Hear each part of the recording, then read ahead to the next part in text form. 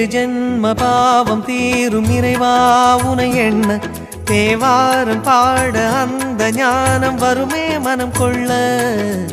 ஆதியான சிவனே சிவஜோதியான சிவனே, ஆதியான சிவனே சிவஜோதியான சிவனே. ஏழு ஜென்ம பாவம் தீரும் இறைவா உனை எண்ண தேவாரம் பாட அந்த ஞானம் வருமே மனம் கொள்ள.